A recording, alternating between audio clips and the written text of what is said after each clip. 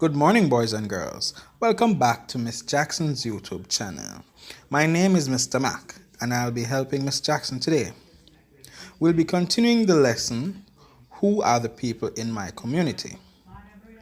Today's topic will be builders and repairers. Please turn your Integrated Studies textbook in my community to page 111. Boys and girls, do you know who a builder is and do you know who a repairer is?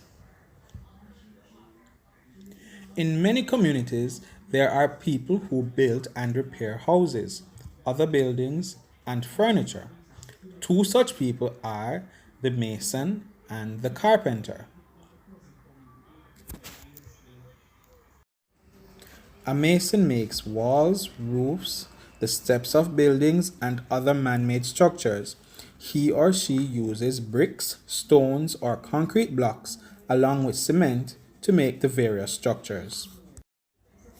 Words to learn: appliances, carpenter, repairs, builders, furniture, servicemen, buildings, mason, shingles, cabinet, repairers.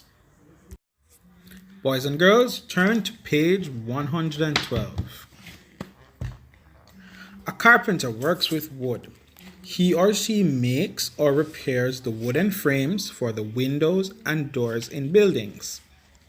If the roof of the building is made from wooden shingles, then the carpenter will put it on. Sometimes a carpenter makes or repairs chairs, tables, and other furniture. If he or she works only on wooden furniture, we use the name cabinet maker instead of carpenter. There are other people who repair our equipment and appliances. Sometimes we call them servicemen and technicians. Answer the questions. What do we call someone who repairs vehicles? What work is done by each of these people?